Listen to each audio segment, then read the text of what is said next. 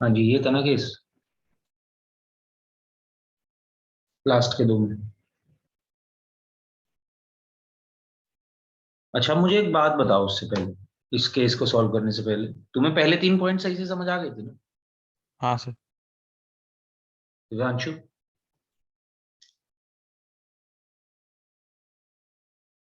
हाँ भाई, आवाज आ रही है दिव्यांशु? Yes sir. ओके, पहले पॉइंट समझ आ गए थे इससे पहले जो हम बात कर रहे थे? सर एक बार रिकॉल करा दो। ठीक है।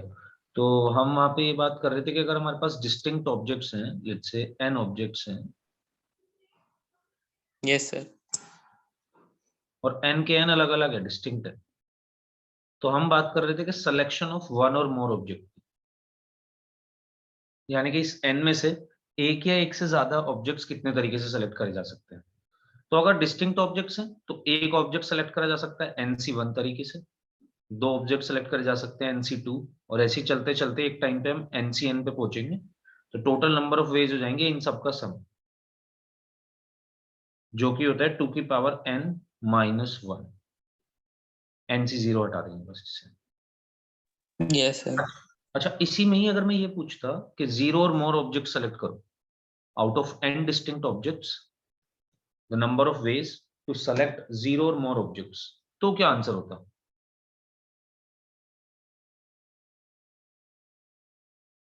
सर टू की पावर एन। सिर्फ टू की पावर एन, क्योंकि उसके केस में हम एनसी जीरो भी सेलेक्ट कर रहे होते तो एक तरीका और बढ़ जाता है। Yes sir. ओके। फिर हमने दूसरी बारी में ये बात करी कि अच्छा चलो, अगर आप आइडेंटिकल ऑब्जेक्ट्स में से सिलेक्शन देखना चाहते हो, तो आइडेंटिकल ऑब्जेक्ट्स में सिलेक्शन बस एक ही तरीके से हो सकता है, आपको जितने भी ऑब्जेक्ट्स उठाने हैं उतने उठाओ, बट सिलेक्शन सिर्फ एक ही तरीके से हो सकता है, राइट? लेट्स से पांच फुटबॉल थी, पांचों की पांचों आइडेंटिकल है, मेरे को कोई तीन फुटबॉल उठानी है तो मैं एक ही तरीके से तीन फुटबॉल उठा सकता हूँ। या फॉर एग्जाम्पल मेरे को चार फुटबॉल चाहिए, तो भी मैं एक ही तरीके से चार फुटबॉल सेलेक्ट कर सकता हूँ, क्योंकि आप अगर दूसरा कॉम्बिनेशन बदल के भी देखोगे, कोई दूसरी फुटबॉल उठाना चाहोगे, तो आपको पता ही नहीं है कि दोनों अलग अलग कैसे हैं, दोनों बिल्कुल सेम ही है। तो सबको मतलब जितने भी नंबर ऑफ ऑब्जेक्ट्स आपको पिक करने हो, सेलेक्ट करने हो, एक ही तरीका है उसका आइडेंटिकल में। पहली बात तो हमने ये करी। फिर हमने आपसे नेक्स्ट चीज आपको ये समझाई कि अगर हमें आइडेंटिकल ऑब्जेक्ट्स में से जीरो या जीरो से ज्यादा ऑब्जेक्ट सेलेक्ट करने हो तो उसके कितने तरीके हो जाएंगे। तो लेट्स से हमारे पास एन आइडेंटिकल ऑब्जेक्ट्स हैं। चलो पहले बात ये करते हैं कि वन या वन से ज्यादा ऑब्जेक्ट सेलेक्ट करने हैं मुझे इसमें से। तो एक ऑब्जेक्ट सेलेक्ट करने का एक तरीका, दो ऑब्जेक्ट सेलेक्ट करने का भी एक तरीका, और या फिर मैं एन ऑब्जेक्ट्स सेलेक्ट कर सकता हूं उसका भी एक ही तरीका। कितने भी नंबर ऑफ ऑब्जेक्ट्स हो, सबको सेलेक्ट करने का तरीका एक ही है। बस आप ये देख लो कि आप कितने से ज्यादा चाहते हो। आप कह रहे हो यहाँ पे वन और मोर, तो आंसर हो जाएगा इन सबका सम, जो कि एन टाइम्स आ रहा होगा। एन वन यहाँ पे एन टाइम्स ऐड हो रहा है, क्योंकि एक ऑब्जेक्ट या तो हमें चाहिए, या तो हमें दो चाहिए, या तो हमें एन ऑब्जेक्ट चाहिए, वन से लेके एन तक सबका एक एक तरीका, तो टोटल एन तरीके हो गए। अगर इसी में ही अब पूछा जाए आपसे कि number of selection of zero और मोर ऑब्जेक्ट्स, तो कितने हो जाएंगे? n+1। एन प्लस वन है ना, राइट? ओके, आपको पहले ये दो बातें समझाएगी। बेसिकली यहाँ पे ये दो बातें, पहले तीन पॉइंट्स का मतलब सिर्फ इतना सा था कि आइडेंटिकल और डिस्टिंक्ट ऑब्जेक्ट्स में से सिलेक्शन कैसे कैसे होते हैं, एक बात। और वन और मोर वर्ड का क्या मतलब है, ये वन और मोर फ्रेज जो है, या जीरो और मोर, तो इस फ्रेज का ये मतलब है कि आप जीरो है जीरो से ज्यादा कुछ भी नंबर ऑफ ऑब्जेक्ट सेलेक्ट कर सकते हो, या वन और मोर के केस में वन या वन से ज्यादा ऑब्जेक्ट आप सेलेक्ट कर सकते हैं। आप दोबारा से फोर्थ और फिफ्थ पॉइंट पढ़ो एक बार। सर कौन सा?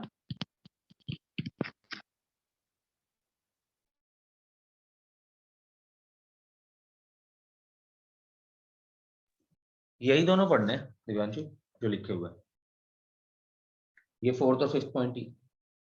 सर मतलब रीड करके सुनाने या खुद से ही पढ़ना है? खुद से पढ़ ले, अच्छा समझ ठीक के है। फिर मेरे साथ समझिए।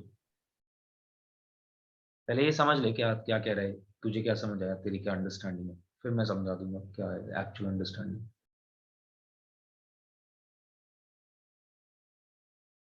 यहाँ पे पहली बात तो, मैं एक या एक से ज्यादा ऑब्जेक्ट सेलेक्ट करवाना चाहता है वो, टोटल कितने ऑब्जेक्ट्स हैं? P plus Q plus R objects हैं, जिसमें से P एक जैसे हैं, Q सारे के सारे एक जैसे हैं, और रेस्ट यानी कि R सारे के सारे एक जैसे हैं। जैसे कि लेट्स से हमारे पास 10 सर फुटबॉल, पूरा तो समझ आ गया, बस लास्ट में -1 क्यों करा ये नहीं समझ आया। क्योंकि वन और मोर ऑब्जेक्ट्स का सिलेक्शन करना है। तो एक ऐसा भी केस होगा कि जब आप P में से भी कोई ऑब्जेक्ट सेलेक्ट नहीं करोगे, Q से भी कोई भी ऑब्जेक्ट सेलेक्ट नहीं करोगे, R में से भी कोई भी ऑब्जेक्ट सेलेक्ट नहीं अच्छा करोगे, हाँ तो वो ठीक है वाला सर, केस हमने बस माइनस। फिर तो क्लियर है, क्योंकि ये भी तो वही वाला है ना जो अभी हमने n आइडेंटिकल वाला करा, तो p आइडेंटिकल के लिए p+1 वेज हो जाएंगे, बिल्कुल। तो जिसमें हम हमने यहाँ p पे वाला P+1 Q+1 और R+1 भी इसीलिए लिखा है एक्चुअली, पता है। यहाँ पे बस एक पॉइंट समझने वाला ये है कि P+1 Q+1 R+1 क्यों लिया, तो फिर वो -1 भी समझ आ जाएगा। एक मिनट, सर ये समझ नहीं आया दोनों पॉइंट।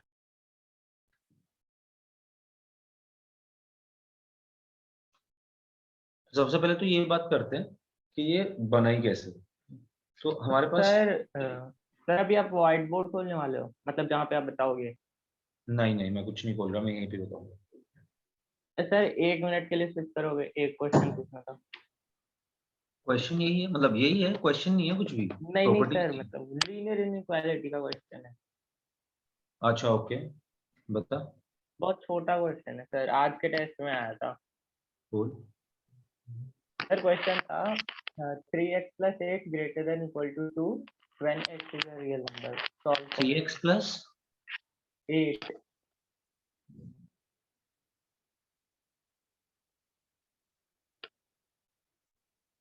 हाँ जी, 3x प्लस 8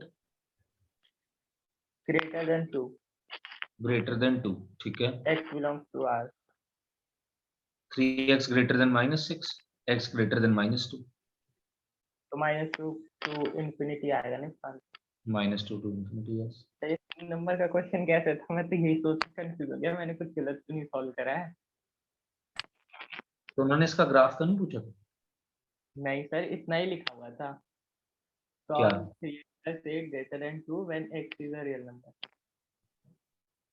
तो -2 से इंफिनिटी हो जाएगा, इसका आंसर हम ऐसे दे देंगे, रियल नंबर ट्रिग्नोमेट्री के वैल्यू। क्वेश्चन तो 2 नंबर के थे लंबे वाले, और ये 3 मार्क्स का था, तो मैं कंफ्यूज हो गया।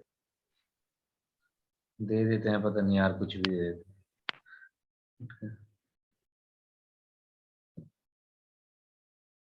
यस सर, यही पूछना था बस। ओके, अब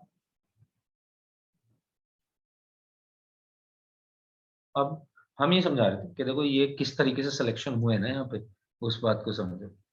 यहाँ पे टोटल नंबर ऑफ सिलेक्शंस पूछे गए हैं, एक या एक से ज्यादा ऑब्जेक्ट्स के out of P plus Q plus R objects. जैसे कि इसका एक एग्जांपल मैं आपको वैसे दे सकता हूँ कि 3 ऑब्जेक्ट्स आपके, 3 मतलब आपके पास हैं 12 फुटबॉल्स हैं, 3 रेड है लेट्स से,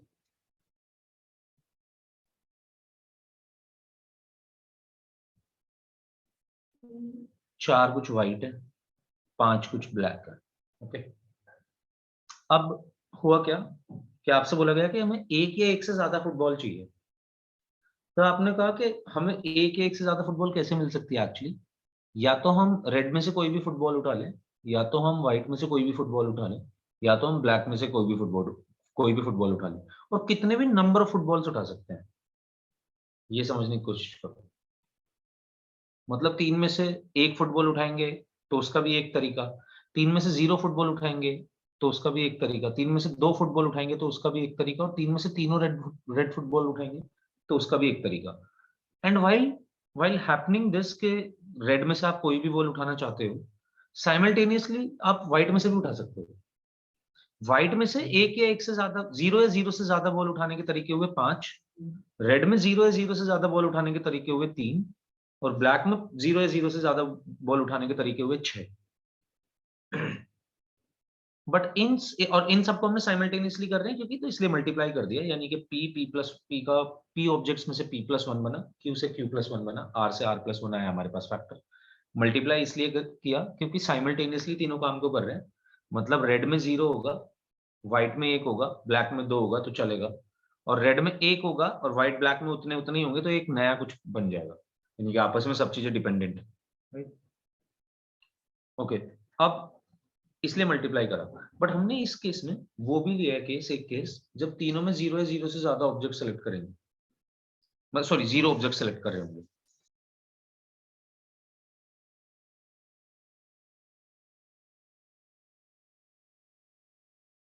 तो लास्ट केस क्या होता है आपने?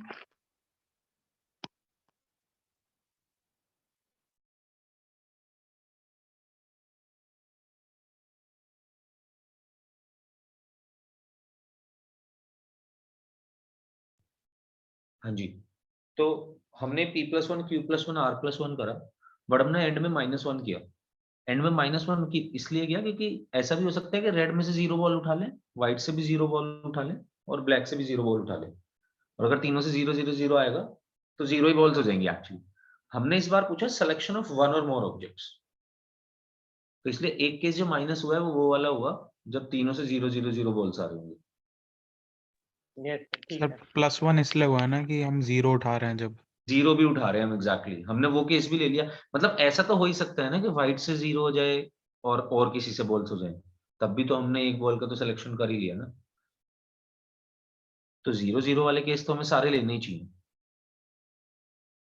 ऐसा हो सकता है कि किसी बॉल का नंबर 0 हो, बट हमारे पास टोटल 10 में से कोई ना कोई सिलेक्शन हो रहा हो। जैसे कि व्हाइट बॉल हमारे पास 0 है, रेड भी 0 है for that matter, but black में से दो बॉल्स उठा ली, तो दो बॉल्स तो उठा ही ली ना टोटल 10 में से। उसने तो यही कहा है कि भाई सिलेक्शन ऑफ वन और मोर ऑब्जेक्ट्स चाहिए out of these objects, out of 12 objects. उसने ये थोड़ी कहा 3 में से भी, 4 में से भी, 5 में से भी। तो +1 +1 +1 किया कि इंडिविजुअली कोई बॉल 0 भी हो सकती है, उसकी वो चॉइस भी गिनी जाएगी। बट अगर तीनों 0 हो गई तो एक चॉइस ऐसी भी होगी, फिर तीनों 0 हो जाएंगे, वो वाली एक माइनस कर दी। सर P कैसा आया था, मतलब जैसे P बॉल्स हैं तो P कैसे? p+1, p बॉल्स हैं तो p में से 0 उठाऊंगा एक तरीका, p में से एक उठाऊंगा फिर से एक और तरीका, ऐसी p उठाऊंगा फिर से एक और तरीका। अच्छा हाँ ठीक है सर, समझ गया। तो टोटल सम आ गया इनका p+1 चॉइसेस का।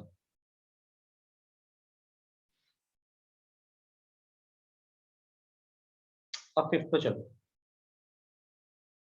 फिफ्थ में भी वही काम हो रहा है एग्जैक्टली exactly. बस इस बार आइडेंटिकल के साथ साथ हम डिस्टिंक्ट से भी कर रहे हैं।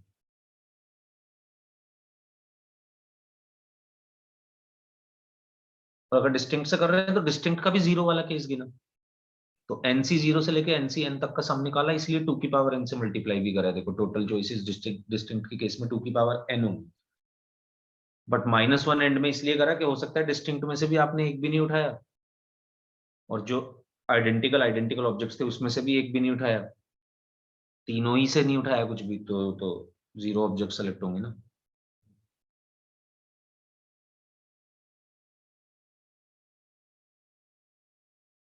सर 2 की पावर n वाला समझा दो।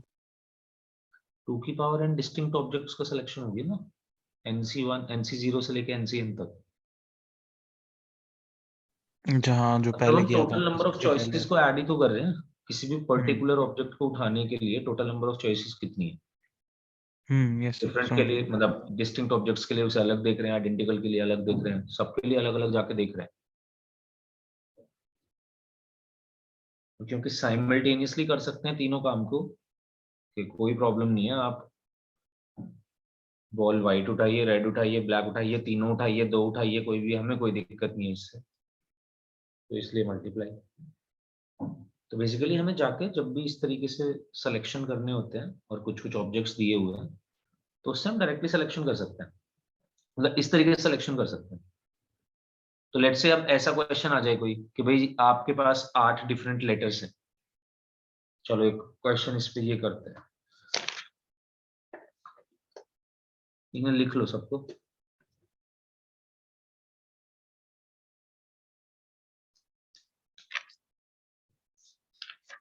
एक क्वेश्चन है यार, एनसीईआरटी है क्या तुम्हारे पास? नहीं सर, अभी तो नहीं है।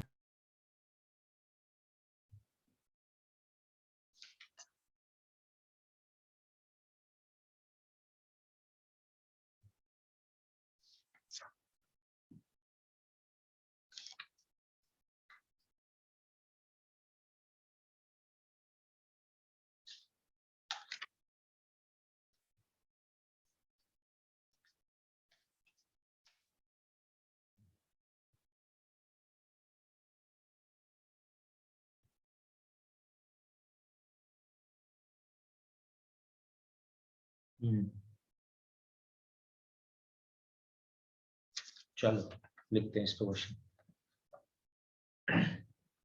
ये लो, पहले तो एक ऐसी जनरल क्वेश्चन हटा दो ना इसको।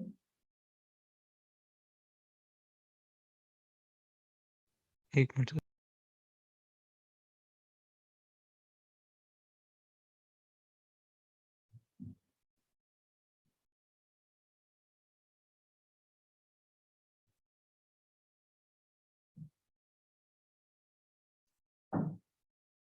ये sir done.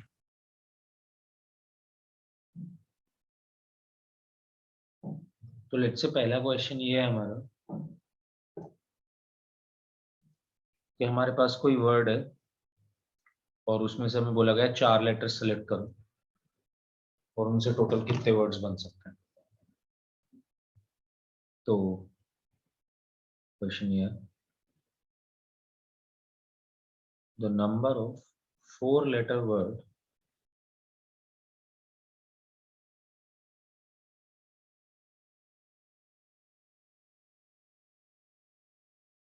that can be formed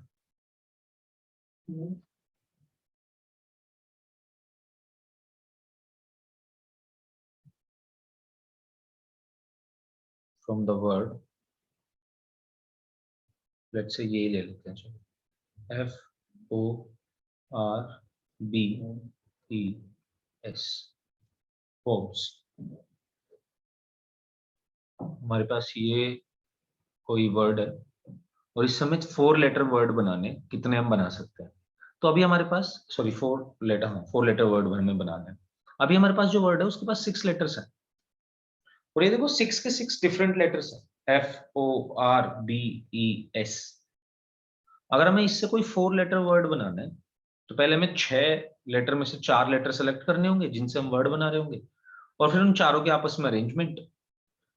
तो बेसिकली हमारे पास 6 चॉइसेस है ना। ये क्वेश्चन परमिटेशन का ही है। 6 चॉइसेस, 6 चीजें हैं, उनको 4 जगह जाके अरेंज करना है। 6p4 से कर सकते हैं डायरेक्ट, या अगर आप सिलेक्शन करना चाहते हैं तो 6c4 into 4 factorial, right.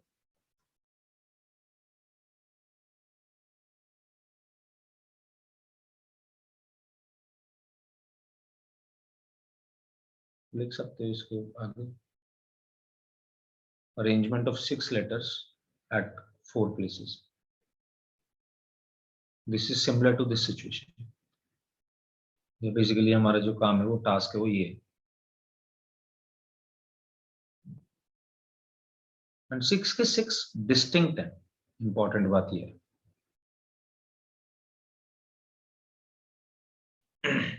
But अगर हम सिलेक्शन की बात करें तो यहाँ पे 6 में से 4 चीजों का सिलेक्शन हमने ऐसे कर लिया। अब यहीं पे एक और question,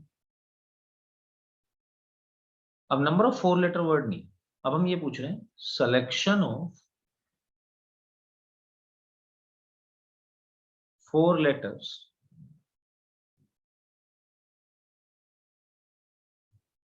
out of the letters of the word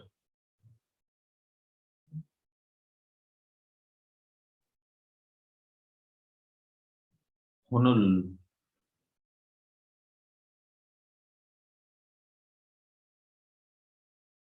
तो Honolulu I guess is a place, और ये काफी पॉपुलर क्वेश्चन होता है Honolulu वाला। इसमें से हमें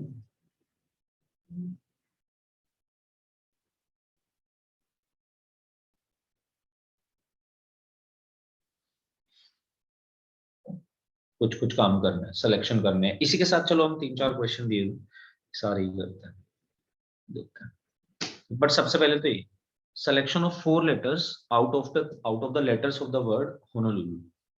अब हमें सिलेक्शन करना है बट हमारे पास डिस्टिंक्ट ऑब्जेक्ट्स नहीं है सारे, ये समझो। This is similar to the problem जो अभी अभी आप देख के आए, जहाँ पे आइडेंटिकल ऑब्जेक्ट्स के सिलेक्शन करने थे और डिस्टिंक्ट ऑब्जेक्ट्स के सिलेक्शन करने थे। यहाँ पे मुझे क्लियरली एक चीज दिखाई दे रही है कि सारे ऑब्जेक्ट्स डिस्टिंक्ट नहीं है।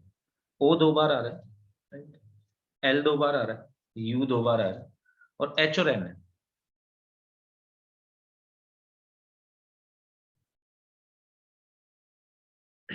इस तरीके से हमारे पास ये वर्ड्स है।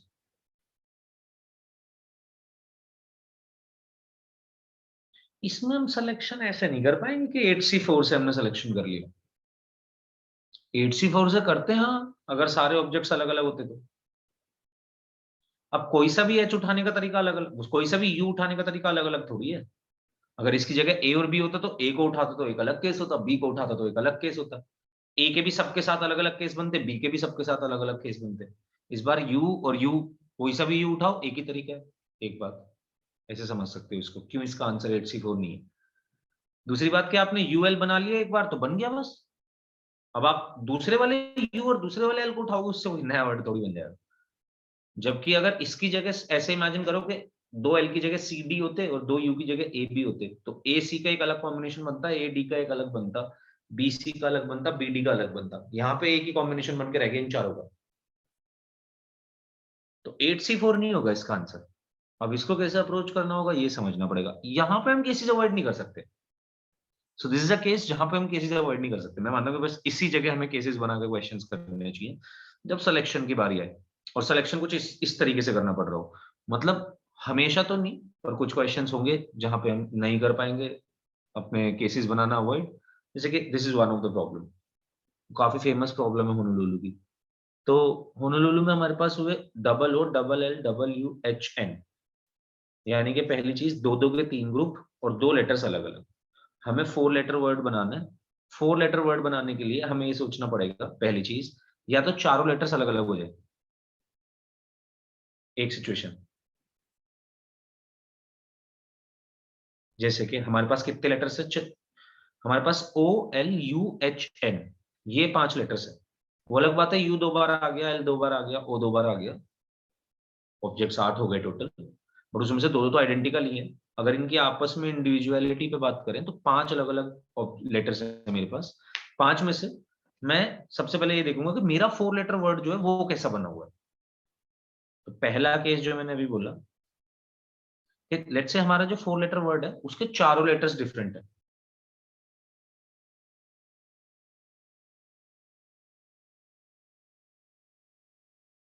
All 4 different letters. अगर उसे 4 डिफरेंट लेटर्स चाहिए तो उसके पास ऑप्शन है 5, HNULO। 5 में से उसे 4 डिफरेंट चाहिए, कोई भी 5C4 से ले सकता है। और कोई सा भी यू उठाए क्या फर्क पड़ रहा है, अलग थोड़ी हो जाएगा कुछ।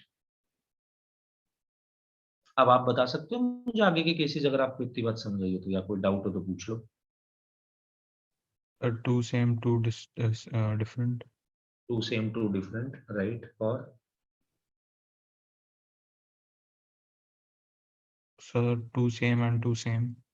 2 सेम एंड 2 सेम, एग्जैक्टली। तो अब हम इस तरीके से सिलेक्शन करेंगे, और तब हमारा अगर होता है यहाँ पे 3 सेम भी हो सकते थे, कुछ आगे भी बढ़ा सकते थे इस केस को, तो फिर उसी हिसाब से कॉम्बिनेशन बनाते जाते कि पहले तो 3 से पहले तो सारे अलग अलग करते, फिर 3 सेम के साथ कितने बन सकते हैं सारे पॉसिबल वो बनाते।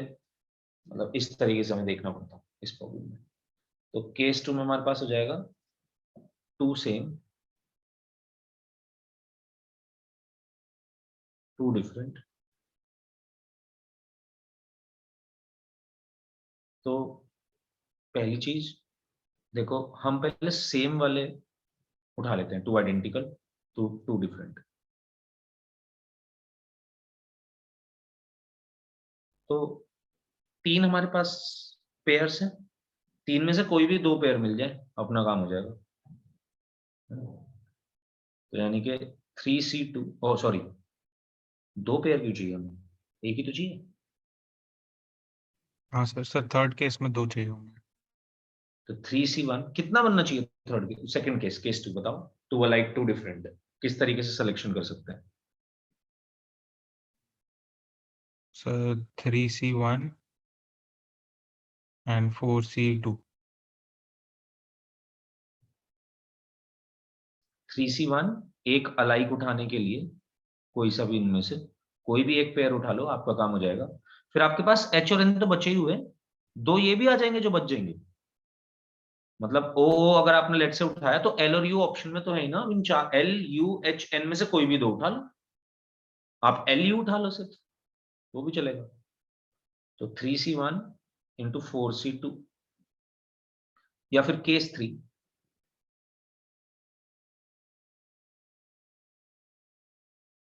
one pair of two alikes.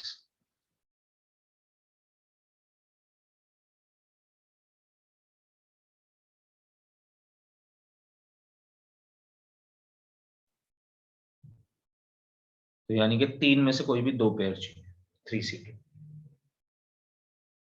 तो टोटल सिलेक्शन के केसेस बन जाते हैं हमारे पास 5, 6, 18 और 3,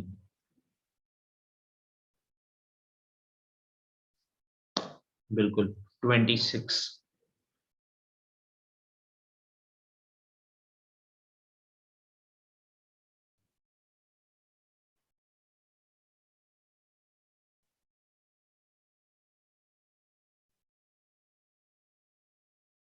अच्छा, और प्रॉब्लम सॉल्व करो उसको, 2-3। पहले तो ये करिए, इसी पे ही प्रॉब्लम है, वर्ड यही है होनोलुलु।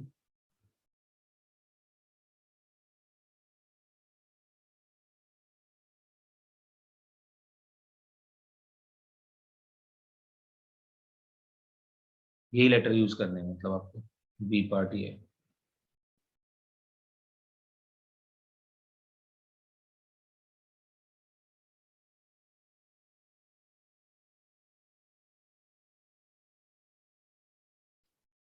लिख लो इसको जब तक।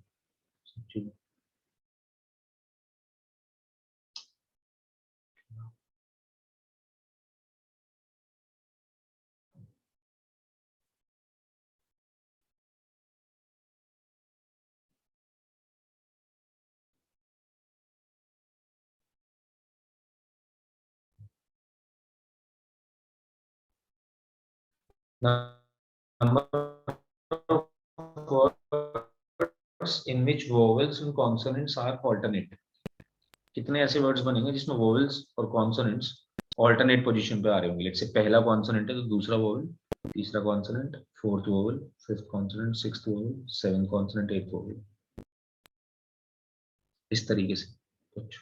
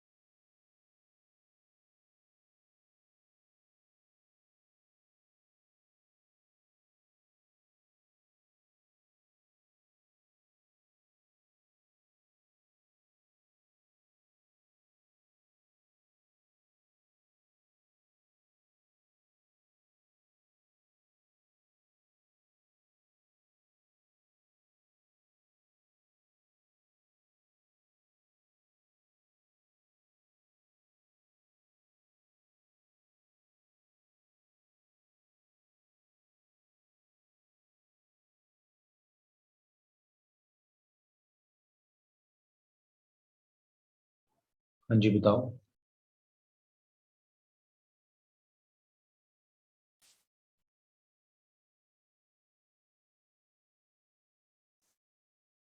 Number of words in which vowels and consonants are alternate.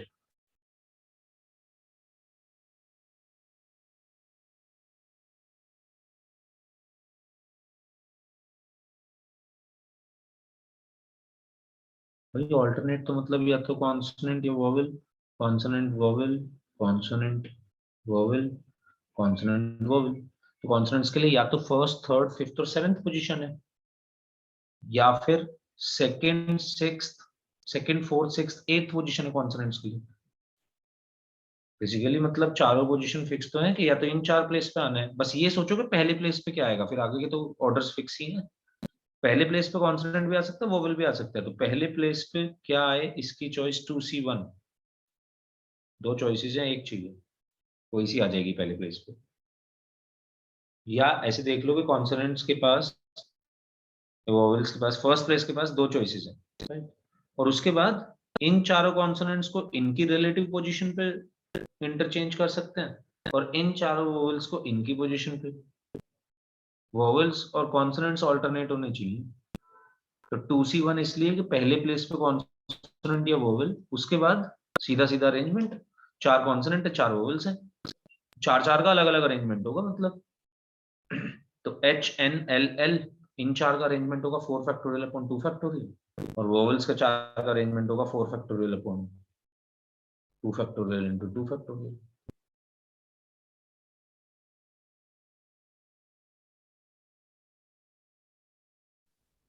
Sir ये समझ नहीं आया आपने क्या किया। 2C1 तक तो आ गया। कैसे बोल?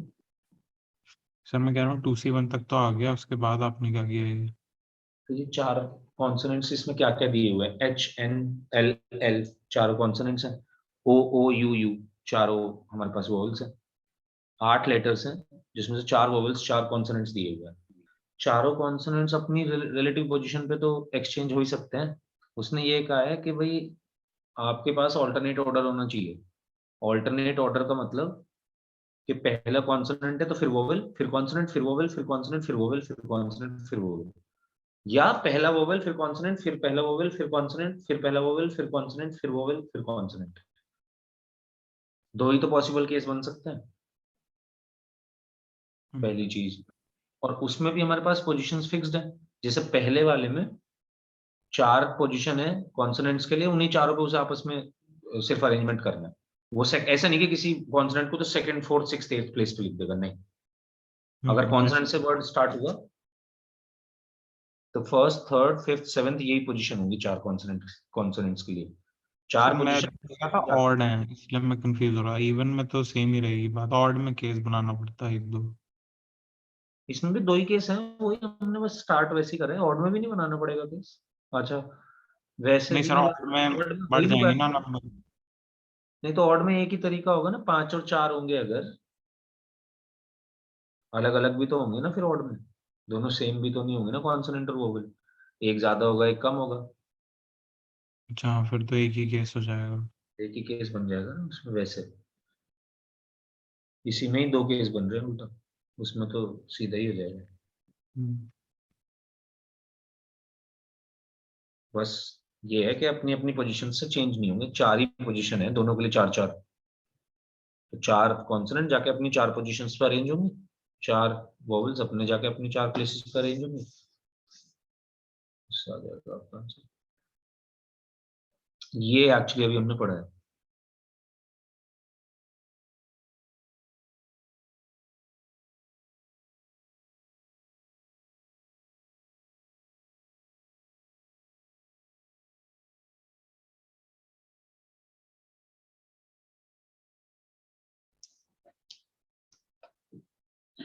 इस पर आपको कुछ कुछ ऐसे ही क्वेश्चंस मिल जाएंगे।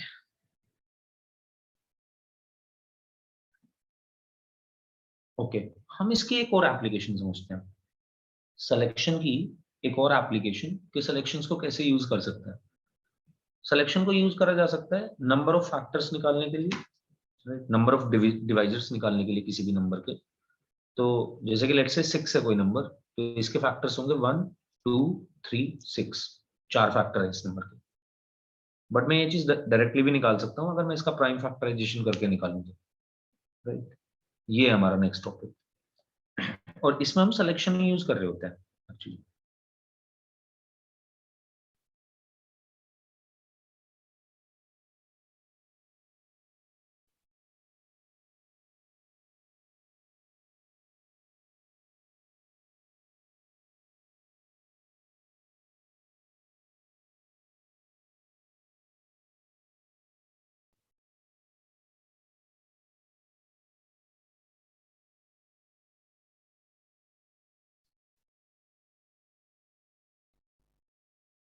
हाँ जी, देख पा रहे हो? पहले तो ये बता दो स्क्रीन। अभी लिखना नहीं है, पहले हेडिंग डाल दो। नंबर ऑफ डिवाइसेस, हेडिंग ये होगी इसकी, number of divisors and sum of divisors of a natural number.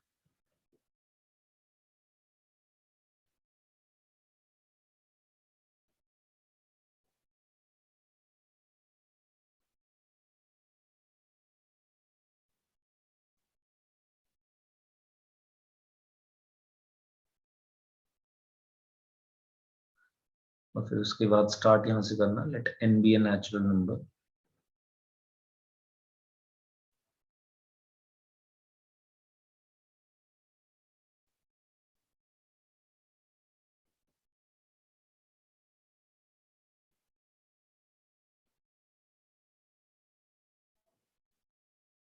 इसके बाद यहां से आप लिखना स्टार्ट कर सकते हैं। Sir total number of factors में +1 इसलिए हो रहा है क्योंकि वो 1 भी काउंट हो रहा है। बिल्कुल, जीरो भी काउंट हो रहा है। हाँ, सर 1 0 मतलब वही, मतलब जीरो फैक्टर भी आ सकते हैं कोई भी। अच्छा हाँ सर तो लेकिन हम 0 यहाँ पे फैक्टर कैसे हो सकते हैं किसी के? क्या बोल रहे हो? सर 0 फैक्टर कैसे हो सकते हैं? मतलब जीरो फैक्टर मतलब जीरो पावर आ सकती है किसी भी नंबर की ना, मैं वही समझा रहा तो हूँ 1 आपको। ही है। हाँ ठीक है। 1 भी आ सकता है वही। तो अगर हमने किसी नेचुरल नंबर को लिया और हमने उसका फैक्टराइजेशन करा, तो लेट से आप 24 को ही ले लो, चलो। तो 24 में आपने 2 की पावर 3 इंटू 3 की पावर 1 करा।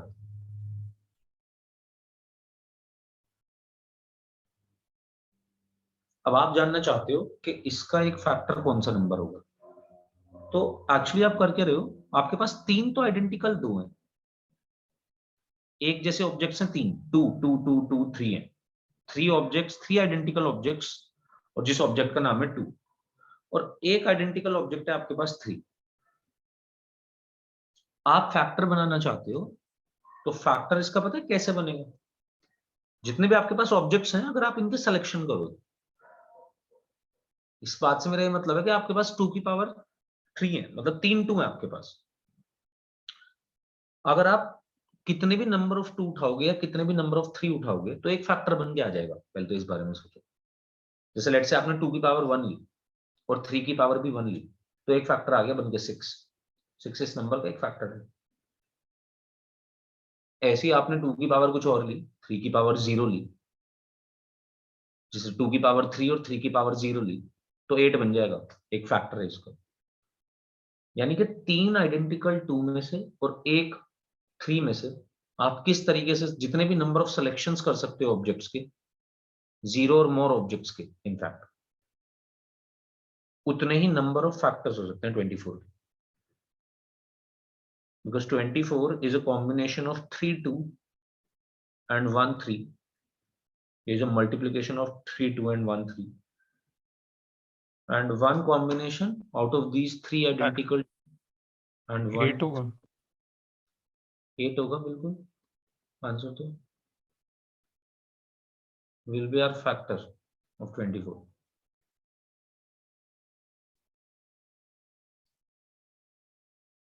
ट्वेंटी फोर में अगर हम देखते हैं तो 2 को सिलेक्ट करने के आ जाते हैं 4 तरीके, या तो 0 2 उठा लो, या तो 1 2, या तो 2 2, या तो 3 2। ऐसे ही या तो 0 3 उठा लो, या तो 1 3 उठा लो। दो तरीके हैं 3 को उठाने के, तो 4 इसके 2 इसके, साइमल्टेनियसली दोनों काम हो सकते हैं। और अगर दोनों से 0 0 भी उठाया तो भी कोई प्रॉब्लम नहीं है। 2 की पावर 0 उठाया, 3 की पावर 0 उठाया, चलेगा, 1 आएगा। 1 एक फैक्टर है 24 का। तो इसलिए total number of factors directly ऐसे हो जाते हैं कि भाई आप प्राइम फैक्टराइजेशन निकालिए। सबसे पहली चीज, प्राइम फैक्टर्स की जो भी पावर आ रही होंगी, उसमें +1 +1 +1 मल्टीप्लाई करके आपस में सबको मल्टीप्लाई कर दो। तो लेट्स से 24 के आप टोटल नंबर ऑफ फैक्टर्स निकालना चाहते हो, तो 2 की पावर 3 इंटू 3 की पावर 1 लिख देंगे हम इसको, और 3 + 1 पावर्स में एक ऐड करेंगे, 3 + 1 4, 1 + 1 2, 4 × 2 8, 8 फैक्टर्स हो जाएंगे टोटल। फॉर्मूला लगाने का काम तो बहुत ही सिंपल है, बस आपको ये बात समझनी है, इससे थोड़े से हम फिर अच्छे क्वेश्चन कर सकते हैं।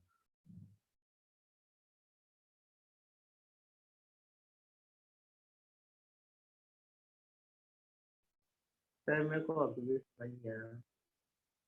नंबर ऑफ फैक्टर इस तरीके से बन रहे होंगे दिव्यांशु, यस सर। जैसे 24 का 2 की पावर 3 एंड 3 की पावर 1 का मैंने एग्जांपल दिया, इससे समझिए, यस सर। वो तो थियोरेटिकल है थोड़ी बात।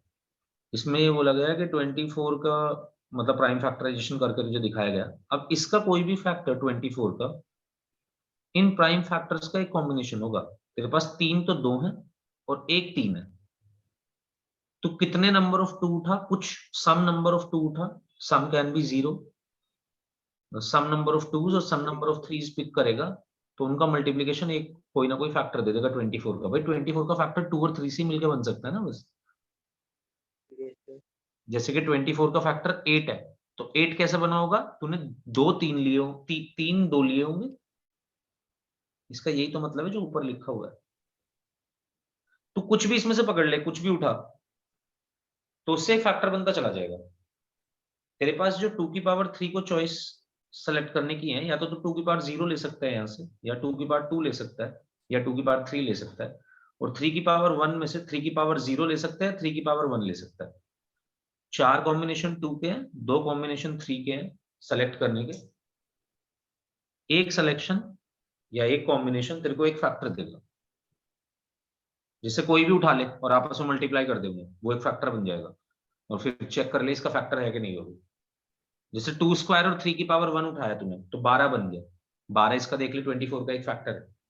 तो सर जैसे हमने ये निकाला कि 2 के सर 4 कॉम्बिनेशन है और 3 का 2 है, तो सर इसको हम फिर सॉल्व कैसे करेंगे, मतलब मल्टीप्लाई कर देंगे दोनों? हाँ मल्टीप्लाई करके ऑब्वियसली। तो सर अगर 24 की जगह 48 होता है यहाँ पे, कुछ भी होता, 1,03,280 क्यों ना होता। तो सर एक 2 बढ़ता ना, बस 48 होता था। हाँ 48 होता तो एक 2 और बढ़ जाता, 2 की पावर 4 हो जाता, तो टोटल नंबर ऑफ फैक्टर्स 10 हो जाते उसके, 4 और 1 5। ठीक है सर, समझ गया। फैक्टर तो ऐसे ही लगाना है, बस यही बात समझनी थी कि फैक्टर बन कैसे रहा है, और उसके बाद सब कुछ नीचे लिखा भी हुआ है सारी चीजें। सर ये तो लिखा है ये बस, मतलब फर्स्ट वाला सेंटेंस जल्दी तो समझ आ गया, उसके लिखना बाद बहुत जल्दी है तेरे को, किससे? मैं कह रहा हूँ लिखना बहुत जल्दी है तेरे को भी और ऋषिक को भी। सर वो लिख तो मैं जल्दी लूंगा ही, मतलब मैंने लिख भी लिया आधा, मतलब फर्स्ट लाइन तक। ये मेरे को समझ नहीं आया, मतलब टोटल नंबर ऑफ फैक्टर्स आपने जो R1 + 1 R2 + 1 R3 के P1 की पावर ही तो है R1, प्राइम नंबर्स दिए हुए हैं कुछ कुछ, n को फैक्टराइजेशन करा, n का प्राइम फैक्टराइजेशन करा तो कुछ आएगा, उसमें कुछ पावर्स बनेंगी, तो हर पावर में 1 ऐड करता चला जाए और आपस में मल्टीप्लाई कर दे, टोटल नंबर ऑफ फैक्टर्स इतने हो जाएंगे। भाई R1 + 1 यही तो बात हुई जो अभी हम समझ के आए हैं 2 की पावर 3 वाली। जब 2 की पावर 3 थी तो तेरे पास 4 तरीके थे ना 2 को सेलेक्ट करने के, या तो 2 की पावर 0 ले सकता है, अब समझ गया मैं, ठीक है। तो P1 की पावर R1 का मतलब है R1 आइडेंटिकल प्राइम्स हैं P1, अब वो P1 जैसे यहाँ पे 2 है, ऐसी कुछ कुछ वैल्यू लेता रहेगा वो।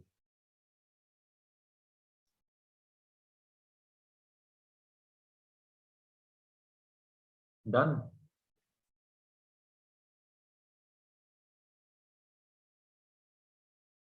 कूल। अब मान लो मुझे इनका सम निकालना होता सारे फैक्टर्स का, तो ध्यान से देखो कि जब इसका मैं कोई फैक्टर निकाल रहा था तो मैंने ऐसे निकाला एक्चुअली, 2 की पावर 3 को मैंने चॉइसेस दिखाई कि 2 की पावर 3 में से कैसे सेलेक्ट कर सकते हो, इनटू 3 की पावर उसमें चॉइसेस दिखाई, वहां पे 2 चॉइसेस थी, यहाँ पे 4 थी, आपस में दोनों ने मल्टीप्लाई कर दिया। जो काम अभी आप थोड़ी देर पहले ही सिलेक्शन ऑफ 1 और मोर ऑब्जेक्ट्स में करके आए हो सेम, या सिलेक्शन ऑफ 0 और मोर ऑब्जेक्ट्स में एग्जैक्टली यही काम करके आए हो आप। आपको ऐसी चीजें दिखाई गई हैं, बस आप उसकी एप्लीकेशन समझो कि यहाँ पे कैसे लग रही है। यहाँ पे भी आपके पास 3 आइडेंटिकल 2 ही हैं, 3 आइडेंटिकल ऑब्जेक्ट्स हैं, जैसे 3 फुटबॉल हैं, ऐसे 3 2 हैं आपके पास अभी, या एक 3 है आपके पास, आप कोई लो या मत लो। अब अगला क्वेश्चन हमसे पूछा गया, तो जब हमने फैक्टर निकाला तो हमने नॉर्मल चॉइसेस देखी दोनों की और आपस में मल्टीप्लाई कर दिया किसी भी एक चॉइस को। तो सोचा कि टोटल चॉइसेस की इधर से और टोटल चॉइसेस इधर से डायरेक्टली मल्टीप्लाई कर दो, आंसर आ जाएगा। अब अगला क्वेश्चन ये है कि भाई इन सारे फैक्टर्स का सम कैसे निकाल रहे थे।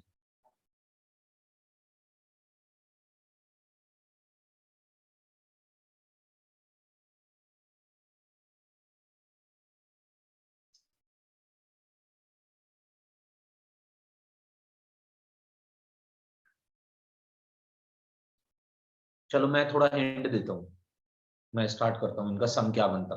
जैसे 24 वाले केस में देता हूं, शायद तुम अब लगा पाओ इसको P1 की पावर R1 PK की पावर RK में। जनरलाइज केस में भी लगाया करो, मतलब क्या ही दिक्कत है यार। P1 को 2 मान लो बस थोड़ी देर के लिए, जैसे 2 बिहेव कर रहा है वैसे P1 कर रहा होगा, जैसे 2 बिहेव कर रहा है वैसे P2 कर रहा होगा, सबके साथ वही हो रहा होगा। चलो फिर अब 24 के फैक्टर्स का सम, तो पहली बात तो मैंने देख लिया कि 24 के 8 फैक्टर्स बने। 8 कैसे बन रहे हैं, अब जरा मुझे फंडामेंटली यहां जाना पड़ेगा, वो मैंने अभी भी दिखाया अभी आपको, बट 8 ऐसे बन रहे होंगे 2 की पावर 0 3 की पावर 0, 2 की पावर 0 3 की पावर 1, 2 की पावर 1 3 की पावर 0, 2 की पावर 1 3 की पावर 1, ऐसे ही 2 की पावर 3 3 की पावर 1, लास्ट ये बनेगा जो कि खुद 24 ही बन जाएगा, 8th फैक्टर वो होगा। तो 2 की पावर 0 के दोनों के साथ कॉम्बिनेशन, 2 की पावर 1 के दोनों के साथ कॉम्बिनेशन। बेसिकली हमने कैसे फैक्टर निकाला, ऐसे निकाला, और थोड़ा सा एक स्टेप पीछे आ जाओ। 2 की पावर 0 को कॉमन लूं तो 3 की पावर 0 प्लस 3 की पावर 1 दोनों बन रहा है। सारे 8 के 8 फैक्टर्स का सम निकालना है मुझे, तो मैं सबका सम लिख दूंगा। अब मैंने इस सम में से 8 टर्म्स आएंगी, वो दो टर्म कंबाइन कर दी जिसमें 2 की पावर 0 दोनों में आ रहा होगा, क्योंकि 2 की पावर 0 3 की पावर 0 के साथ भी आ रहा होगा, 2 की पावर 0 3 की पावर 1 के साथ भी आ रहा होगा। भाई अभी बता दो, पहले तो रुक जाओ, तुम्हें ये बात समझ आ रही है जो मैं बोल रहा हूँ? Yes sir. नहीं सर। नहीं, हाँ कब पूछेगा, जब मैं पूरा बता के एक्सप्लेन करके हट चुका हूँ फिर से दोबारा पूछने जाएगा क्या जी बताओ ये बात? नहीं सर, मतलब मैं वेट कर रहा था कि आप फिनिश करो तो मैं पूछूं। ओके, फिर सर हम 2 की पावर 0 1 2 3 4 कॉमन ले लेंगे ना ऐसे। हैंड रेज कर सकते हो। हाँ जी बोलिए, क्या बोल रहे हो? सर मैं कह रहा हूँ फिर कॉमन आ जाएगा ना 2 की पावर 0 1 2 3 ऐसे, बिल्कुल। फिर वो। तो मैं ये दिखा रहा था दिव्यांशु के 8 फैक्टर्स कैसे बन रहे हैं, यही जो तू अभी यस काम सर। करके आया है इसको थोड़ा विजुअलाइज करा रहा था। 8 अच्छा। फैक्टर्स जो बन रहे होंगे इसके, वो ये वाले बन रहे होंगे ना, 2 की पावर 0 3 की पावर 0 दोनों आपस में मल्टीप्लाई हो जाएंगी। Yes sir. 2 की पावर 0 3 की पावर 1 दूसरा फैक्टर होगा, यस सर। ऐसे 2 की पावर 1 3 की पावर 0 होगा एक फैक्टर, 2 की पावर 1 3 की पावर 1 होगा, 2 की 2 square 3 0, 2 square 3 1, 2 cube yes 3 sir. 0 yes sir. 3 1। 8 factor यही तो बनेंगे अलग अलग देखो। ठीक है सर। अब मैं इनका सम निकाल रहा हूं, जब मैंने 8 के 8 टर्म्स का सम निकाला तो दो टर्म्स ऐसी होंगी जिसमें 2 की पावर 0 से मल्टीप्लिकेशन हो रहा होगा, क्योंकि 2 की पावर 0 का 3 0 से भी होगा, 3 1 से भी होगा। भाई इन यस सारे सर। फैक्टर्स का तुझे सम निकालना है, तूने ऐड कर यस दिए, सर। ऐड कर दिए तो 8 में से दो टर्म्स वो भी ऐड कर रखी हैं जिसमें 2 की पावर 0 आ रहा है दोनों में, है ना? बोल। Yes sir. Yes sir. ऐसी 2 की पावर 1 वाली भी दो टर्म ही आ रही होंगी, 2 की पावर 1 3 की पावर 1 प्लस 2 की पावर 1 3 की पावर 2। दिख रही है ये 8 टर्म्स तेरे को? Yes sir. Yes sir. Okay, तो 2 की पावर 1 के साथ भी 3 की पावर 0 और 3 की पावर 1 ही आ रहा होगा मेरे दोस्त। यस सर, यही आ रहा है। और बाकी ऐसे ही तो 2 की तीन। पावर 2 के साथ भी, ऐसे ही 2 की पावर 3 के साथ भी। Yes sir. तो सारों से मैं 3 की पावर 0 प्लस 3 की पावर 1 कॉमन ही ले सकता हूँ, तो अंदर बच जाएगा यस 2 की पावर 0 प्लस 2 की पावर 1 प्लस 2 की पावर 2 प्लस 2 की पावर 3। सर। तो इस बात का यही तो मतलब हुआ। अब इसको और फंडामेंटली अगर मैं पहली बारी में तुम्हें यहाँ से बताता हूँ तुम समझते नहीं, इसका यही तो मतलब हुआ कि भाई 2 की सारी पावर्स को जोड़ दे तू अपना आपस में, जो भी चॉइसेस थी 2 की उन सारी चॉइसेस को जोड़ दे, 3 की जो भी चॉइसेस थी उन सारी चॉइसेस को भी जोड़ दे। और एक्चुअली इतने ही तो फैक्टर्स बनेंगे, मतलब मैं इस बात को ऐसे भी तो लिख सकता हूं कि भाई 2 की पावर 0 से लेकर 2 की पावर 3 तक का सम लिख इनटू 3 की पावर 0 से लेकर 3 की पावर 1 तक का सम लिख। अब तू इसे अगर आपस में इन दोनों फैक्टर्स को मल्टीप्लाई करेगा तो सारे पॉसिबल केसेस बन जाएंगे फैक्टर्स वाले। 2 की पावर 0 का दोनों के साथ मल्टीप्लीकेशन होगा, 2 की पावर 1 का दोनों के साथ होगा, ऐसे ही 2 की पावर 3 का भी दोनों के साथ होगा, 2 स्क्वायर का भी। वो इंडिविजुअली अगर आप पूरा प्रोडक्ट निकालोगे तो वो एक एक फैक्टर का सम दे देगा। बट इसी काम को हम तेजी में ऐसे कर सकते हैं कि भाई जितनी भी तेरे पास चॉइसेस ये बन रही थी ना, इन सारे का वैल्यूज का सम निकाल ले, तो तेरे पास सम ऑफ डिवाइजर आ जाएगा। ये बात समझ आ गई? यस कोई भी क्वेश्चन हो तुम्हारा?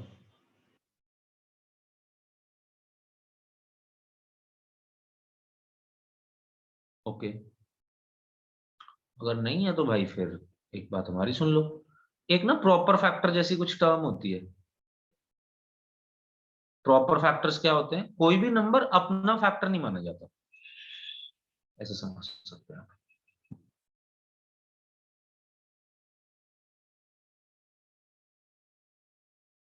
कोई भी नंबर अपना फैक्टर नहीं माना जाता, मतलब अभी 24 के 8 फैक्टर्स आए थे, जिसमें से एक फैक्टर 1 भी था, एक फैक्टर 24 भी था, 2 3 4 6 8 12 सारे फैक्टर्स थे। तो 24 के 8 फैक्टर्स में से एक फैक्टर यानी कि 24 खुद प्रॉपर फैक्टर नहीं है अपना। तो अगर आपसे ये पूछा जाए किसी भी नेचुरल नंबर के प्रॉपर फैक्टर्स बताओ, तो टोटल नंबर ऑफ फैक्टर्स निकालो, -1 कर दो। सर, लेट्स से 1 आप होता है प्रॉपर फैक्टर? हाँ, सर 1 होता है प्रॉपर फैक्टर? 1 प्रॉपर फैक्टर माना जाता है। कुछ बुक्स में 1 भी नहीं माना जाता, बट वैसे यूनिवर्सली एक्सेप्टेड है 1 को मानते हैं। ओके, 108 के आपसे किसी ने पूछा प्रॉपर फैक्टर्स बताओ, तो आपने कहा उसके लिए भी पहले तो मुझे टोटल नंबर ऑफ फैक्टर्स ही निकालने पड़ेंगे। 108 के टोटल नंबर ऑफ फैक्टर्स निकाले, 2 4 27, ठीक है, 2 स्क्वायर 3 क्यूब, ये बन गया। तो फैक्टर्स आ गए टोटल, बताओगे कितने?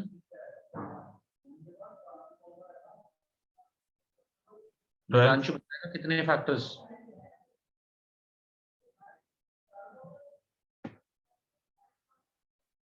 दिव्यांशु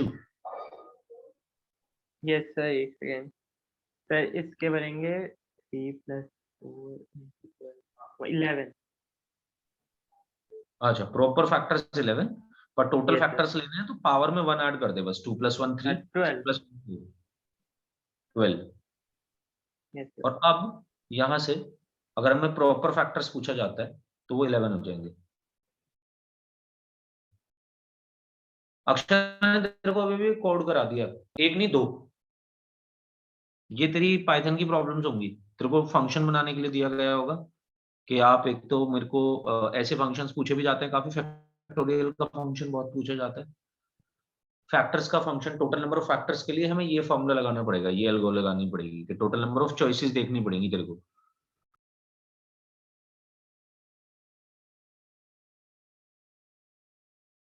और तीसरा sum of divisors, sum divisor function, sum of divisors, total number of divisors, दोनों का फंक्शन बनाने के लिए आता है। वहां पे हमें मैथ्स का ही एल्गो उसे दिखाना पड़ेगा, उसे फॉर्मूला लगा के लिख के लिखना पड़ेगा कोड में। तो प्रॉपर फैक्टर्स फैक्टर्स ऐसे निकल जाएंगे। अब तीसरी चीज ये बताया जा रहा है sum of all factors of n कैसे निकाला जाए। तो मैंने आपको बताया कि देखिए अभी जो जितने भी चॉइसेस हैं, p1 की पावर r1 का ये मतलब हो जाएगा कि p1 की पावर 0 से लेके p1 की पावर r1 तक चॉइसेस है हमारे पास, यानी कि total r+1 choices, r1+1 choices. तो मैंने कहा इन सारी चॉइसेस पे आप सिग्मा लगा दीजिए, इंडिविजुअली हर चॉइसेस पे जाकर सिग्मा लगा दीजिए। जब आप ऐसा करेंगे तो आप देखेंगे ये तो एक जीपी है। फिर जीपी का मल्टीप्लिकेशन हो जाएगा। मल्टीप्लीकेशन नहीं, सम, मल्टीप्लीकेशन की, नहीं मतलब उनका उनका मल्टीप्लीकेशन। जीपी का सम निकालते हैं, उनका मल्टीप्लिकेशन। तो ये आंसर आ जाएगा। तो लेट से मैं आपको इसी क्वेश्चन में ये फॉर्मूला लगा के दिखाता हूँ कि आपसे पूछा जाता है हाँ भाई टोटल फैक्टर्स का सम बता दे। पहले तो टोटल नंबर ऑफ फैक्टर्स निकाल दे, फिर कहा total number of proper factors निकाल दे, आपने निकाल दिए। अब आपसे पूछा जाए कि हाँ जी टोटल जितने भी ये फैक्टर्स आए हैं सम ऑफ ऑल द फैक्टर्स बता दो। तो आपने क्या करना था, आप डायरेक्ट फॉर्मूला ऐसे लगा सकते हैं, 2 स्क्वायर दिया हुआ है तो 2 की पावर 3 -1 डिवाइडेड बाई 2 - 1, 3 क्यूब दिया हुआ है तो 3 की पावर 4 -1 डिवाइडेड बाई 3 - 1। ये डायरेक्टली फॉर्मूला अप्लाई कर सकते हैं, एक पावर बढ़ाइए, जीपी का फॉर्मूला, जीपी के सम का फॉर्मूला लगा दीजिए। तो ये बन जाएगा आपके पास 7/1 इंटू 380 अपॉन 240 यानी कि 280। जब आप इसके सारे फैक्टर्स का सम निकालेंगे तो वो 280 हो जाएगा।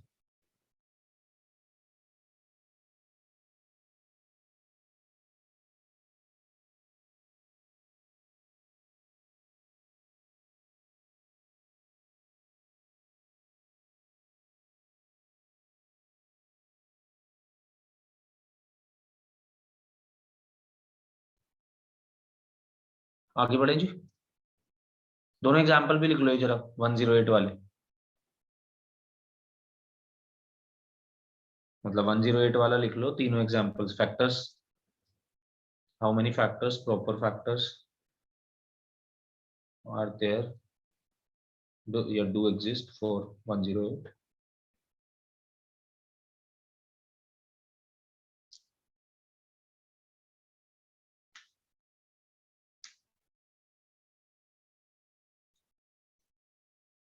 Sum of all the factors। हटा सकता हूँ क्या मैं इसे, लिख रहे हैं कोई लिख रहा है तो अनडिस कर दो बस, काफी होगा।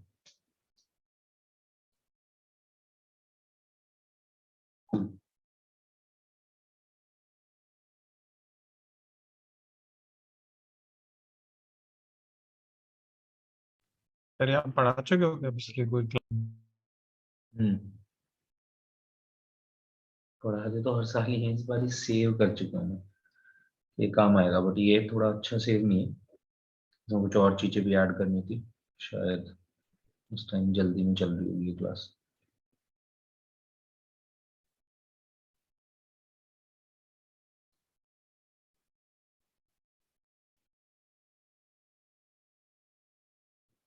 तो पॉइंटर से ऐड कर लीजिए इसमें।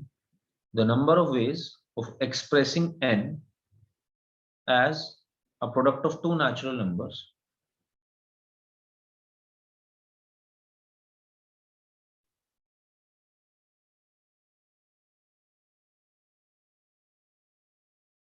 is equals to,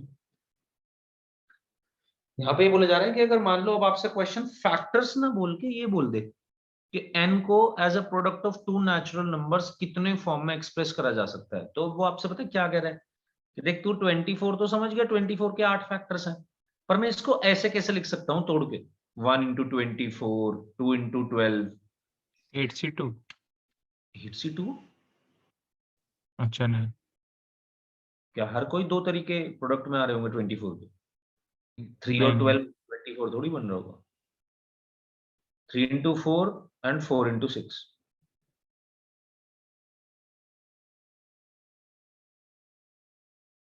तो जितने टोटल नंबर ऑफ फैक्टर्स होंगे ना उसके हाफ हो जाएंगे बस, और कुछ नहीं होगा, क्योंकि हर एक के लिए दूसरा फिक्स है। एक के लिए 24 ही है, ऐसी दो के लिए 12 है, तीन के लिए 4 है, चार के लिए 6 है। तो बेसिकली क्या होगा कि हर फैक्टर एक दूसरे फैक्टर के साथ पेयर अप हो जाएगा, दो फैक्टर्स का मल्टीप्लीकेशन 24 आ रहा होगा। फिर तो n/2 फिक्स होंगे, उसके बाद 24 डिवाइड बाय वो करके हम बाकी तो निकाल सकते हैं। तो टोटल नंबर ऑफ फैक्टर्स निकाल दे, डिवाइडेड बाय 2 कर दे उन्हें हमेशा। तो टोटल नंबर ऑफ फैक्टर्स तो हमें पता ही थे, half R1 plus 1 R2 plus 1। General terms में लिखेंगे ना फॉर्मूले, तो हमें थोड़ी पता है भाई कितने बनेंगे कितने नहीं बनेंगे। चलो अब रुक जाओ जरा, ऐसे बनाना है ये।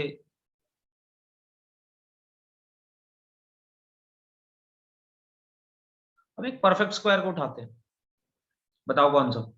36 ले लें,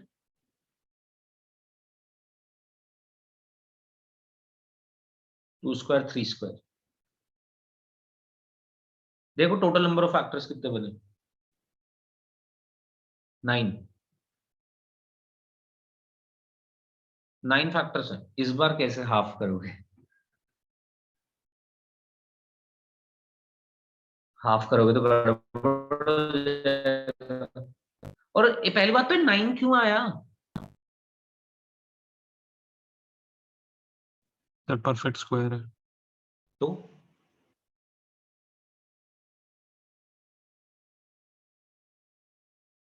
तो उससे फर्क क्या पड़ा? उससे फर्क ये पड़ा कि एक प्रोडक्ट में दोनों नंबर सेम होगा, 6 into 6। हर प्रोडक्ट हाँ में ऐसा नहीं होगा, हर बार नहीं होगा ऐसा, एक ही बार होगा बस जब परफेक्ट स्क्वायर होगा नंबर। तो 24 में 1 into 24 था या 4 into 6 था, मतलब हर बार दोनों फैक्टर्स अलग अलग थे, तो काउंटिंग भी 2 होती थी। 36 में क्या हो रहा होगा, कुछ फैक्टर्स तो फिर से वैसे ही बन रहे होंगे, 1 into 36, 2 into 18, मतलब पेयर अप तो ऐसे ही हो रहा होगा, अभी भी पेयर अप ही होगा। बस एक दिक्कत हो जाएगी, पेयरिंग होते हुए एक केस ऐसा आएगा कि जिसमें दोनों फैक्टर्स सेम हो जाएंगे, तो वहां पे हम इस पेयर को एज एज 2 फैक्टर्स नहीं, एज सिंगल फैक्टर गिनेंगे। ये सिर्फ परफेक्ट स्क्वायर्स के केस में होगा।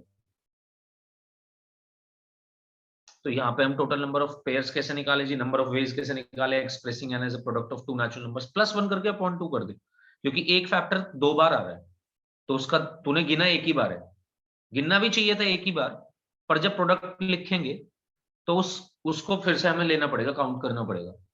तो 9+1/2 तरीके से, यानी कि 5 तरीके से 36 को तू as a product of 2 natural numbers लिख सकता है, और देख लो 5 ही आ भी रहे।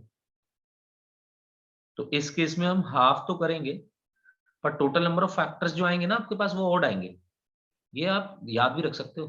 टोटल नंबर ऑफ फैक्टर्स अगर किसी भी नंबर के ऑड है तो परफेक्ट स्क्वायर है। दूसरा तरीका, किसी लिस्ट में दूसरा फंक्शन, सॉरी अक्षत से बोल रहा हूँ, अरे तुम्हारे पास भी तो है, कोई से के पास पाइथन, तो फंक्शन वंक्शन बनाने के लिए तो आती ही होंगे उसमें। तो आपके पास फंक्शन आएगा कि लिस्ट में कुछ नंबर्स दिए हुए हैं, बताओ पहचान के कि बताओ पहचान के कि ये कौन इसमें से परफेक्ट स्क्वायर है कौन नहीं।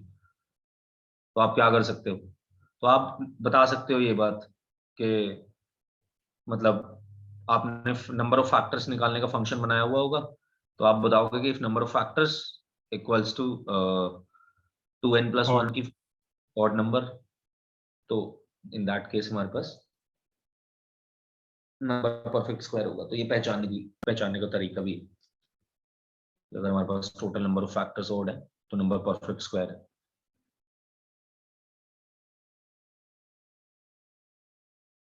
और उस केस में हम ऐसे टोटल नंबर ऑफ फैक्टर्स निकाल लेंगे।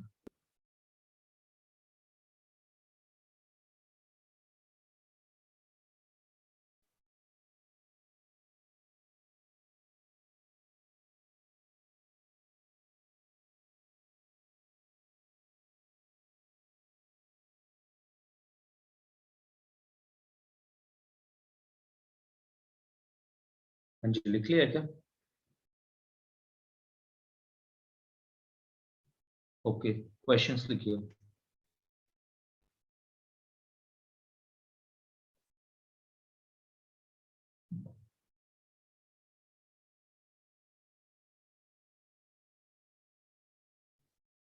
मैं लिख दे रहा हूँ, क्वेश्चन करना शुरू कर सकते हो।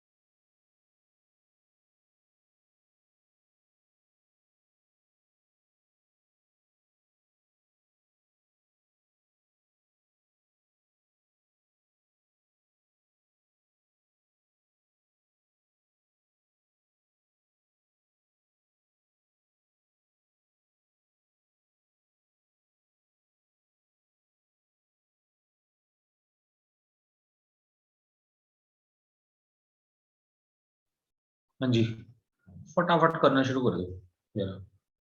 पहले 4 क्वेश्चन के आंसर तो मुझे पहले तो फर्स्ट से शुरू करो। फर्स्ट और सेकंड तो सीधा सीधा formula based question. Yes sir. क्या करेंगे? सर बस +1 नहीं लिख करेंगे। बस क्या थे? पहले तो क्या करना है स्टार्टिंग से बता मुझे थोड़ा। 2160 फैक्टराइजेशन करेंगे, ठीक है। फिर सर मिल जाएगी पावर्स में, फिर पावर्स को बस मल्टीप्लाई कर देंगे, +1 नहीं करेंगे क्योंकि 1 नहीं हमें करना, 2 की पावर 0 नहीं करनी। तो क्या होगा आंसर? सर वो कैलकुलेट करना, वैसे सर R1 R2 R3 ऐसे मल्टीप्लीकेशन में।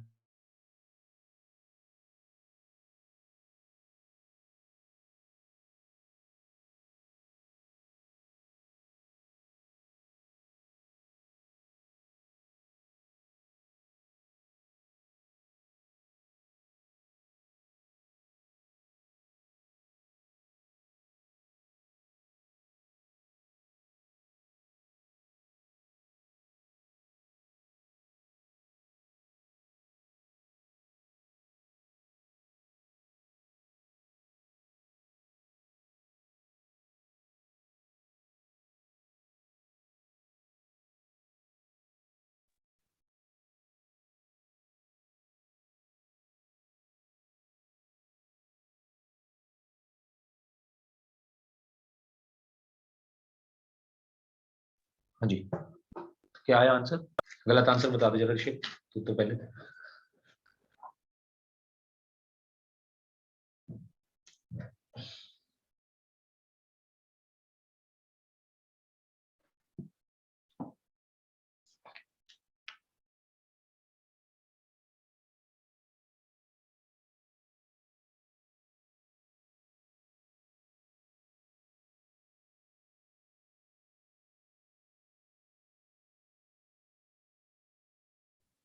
आप कुछ कह रहे हो? हाँ बढ़िया। अरे बिल्कुल कह रहे हैं भाई। सर आवाज नहीं आ रही थी। अच्छा अच्छा, मैं तो यही पूछ रहा था, मैं तो यही कह रहा था कि गलत आंसर दे दे तू तो पहले। सर दे दी। दे दिया, काफी गलत है। अब ये सोच क्यों गलत है? सर मुझे एक लग रहा है सर, इसमें 3 है तो मुझे लग रहा है इसलिए। भाई जीरो वाला केस क्यों नहीं लेंगे यार? एक बात बता मुझे, टोटल नंबर ऑफ फैक्टर्स निकाल दे जिसमें से एक फैक्टर 1 भी होगा, उसे हटा दे। नहीं, अब तो अच्छा 2 हाँ, की 1 पावर तो 0 वाला मल्टीप्लाई केस करेंगे ही। लेगा भाई। हाँ 2 की सर। पावर 0 के साथ बहुत सारे कॉम्बिनेशन पॉसिबल है, ऐसे किसने कहा कि 2 की पावर 0 का केस नहीं लेना यस है? सर। 2 की पावर 0 का 3 के साथ बन सकता है, या 5 होगा तो 5 के साथ बन सकता है।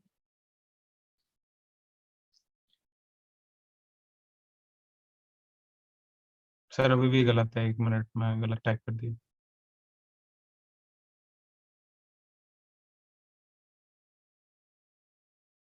सर ये आंसर।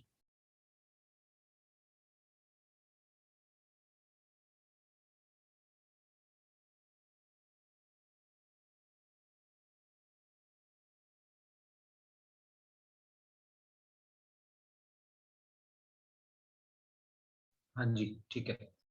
दिव्यांशु, कितने टोटल नंबर ऑफ फैक्टर्स होंगे पहले वाले नंबर के यार 2160 के? बताएगा क्या? अक्षत दिव्यांशु दोनों। बहुत इजी क्वेश्चन है यार, सीधा फॉर्मूला लगाना है, कुछ करना ही नहीं है इनमें तो। मतलब अभी ये तो कुछ क्वेश्चन ही नहीं थे। आगे क्वेश्चन कैसे कराऊंगा मैं? छोड़ने पड़ जाएंगे भाई मुझे, तुम यही क्वेश्चन का आंसर नहीं दोगे तो। इसमें तो कुछ करना ही नहीं है। 2160 के पूरे टोटल नंबर ऑफ प्राइम, पहले तो प्राइम फैक्टराइजेशन करो। क्या आया भाई बता दे जरा मेरे को।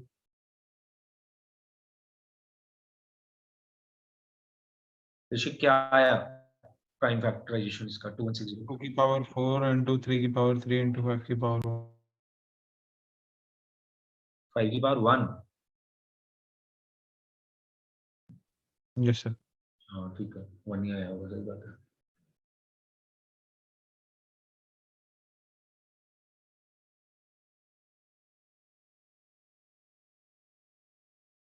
ओके, तो टोटल नंबर ऑफ फैक्टर 4 यहां से उठाओ, 2 यहां से उठाओ, टोटल 40 फैक्टर्स हैं।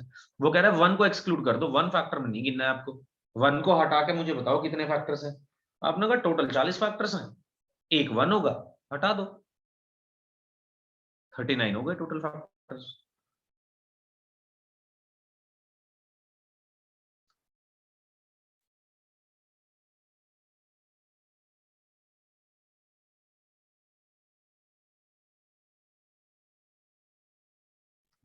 ठीक है खुशी। क्यों भाई, अक्षत, दिव्यांशु, ये बात समझ आई कैसे फॉर्मूला लगाना है? मतलब पूछ लो मुझसे, तुम कुछ पूछना चाहते हो तो, मैं जानना चाहता हूँ क्या चीज समझ नहीं आ रही।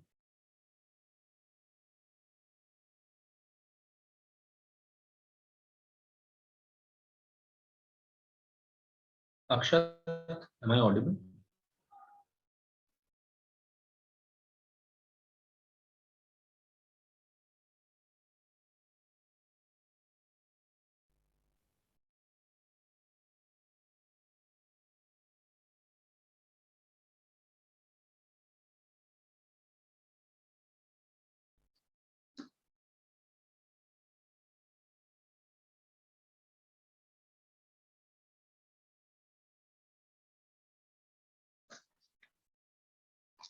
तो सही है थर्ड वाला। हाँ ठीक है, करेक्ट। उसमें हमें सोचना था ये जो तूने अभी सोचा, इवेंट के लिए सोचना पड़ेगा।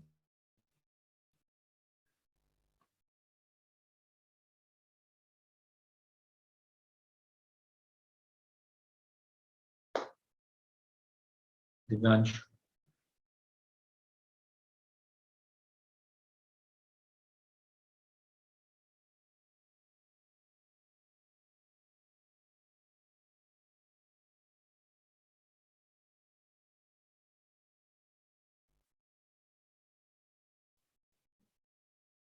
दिव्यांशु आवाज आ रही है?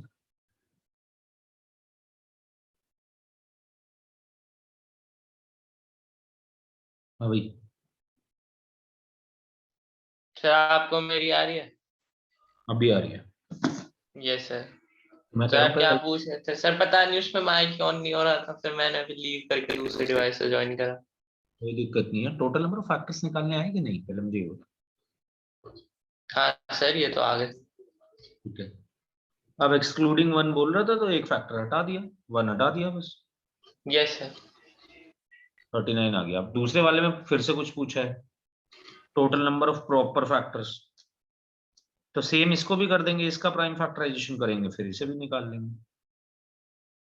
करके दिखा दे जरा जल्दी। सर सेकंड वाले का? हम्म।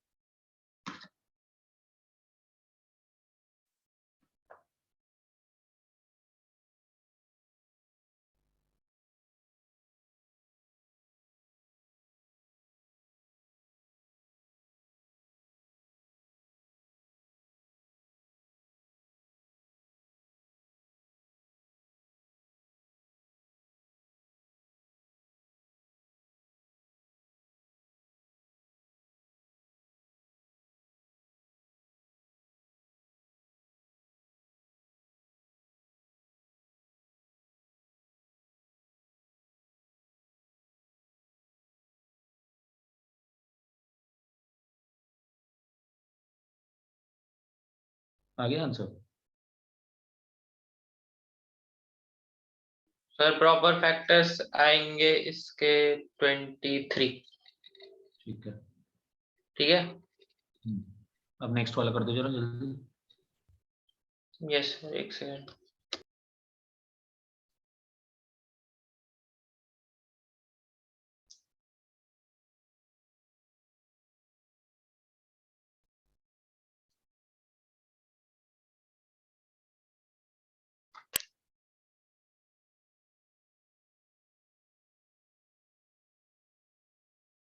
पूरा तो नहीं है शायद आंसर, मतलब 0 भी आएगा एक साथ में इसका। हाँ सर 0 भूल गया, मैं लिखना भूल गया।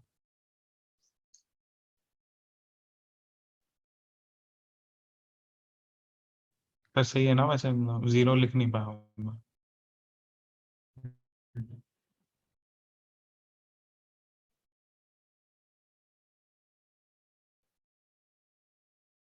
तो भाई 10 8 0 0 की क्या फैक्टराइजेशन हुआ, प्राइम फैक्टराइजेशन?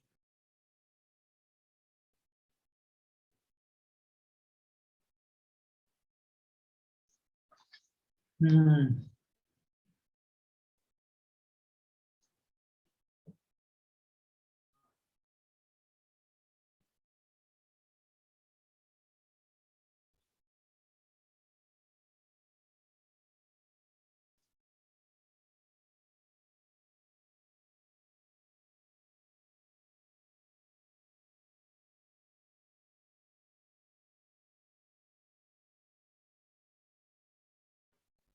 ये होगा 10 प्राइम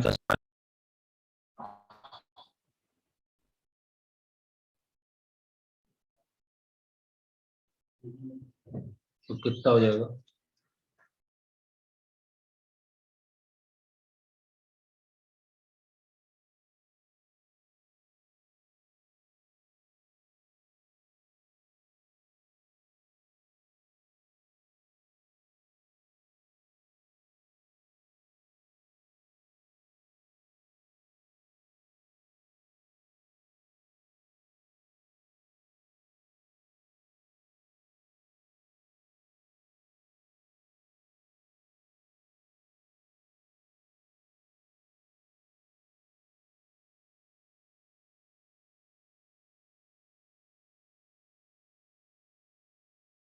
हाँ भाई, कैसे निकालेगा बताएगा कुछ दिव्यांशु? तो भैया कैसे निकालेंगे इवन फैक्टर्स?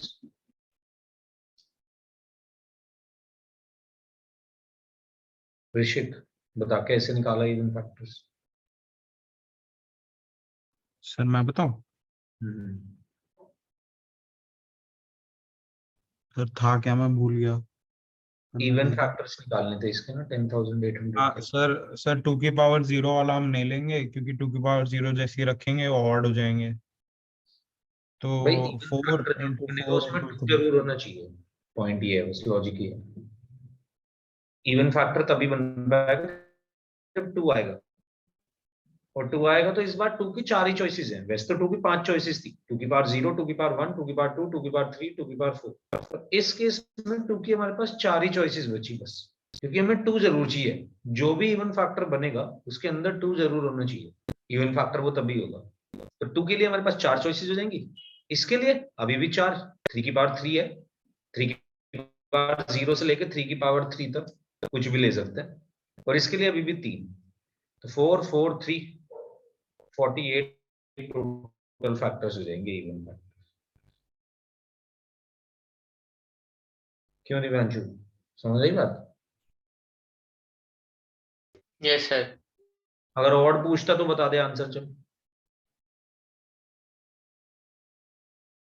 नहीं भी पूछे जाते ऑड फैक्टर्स।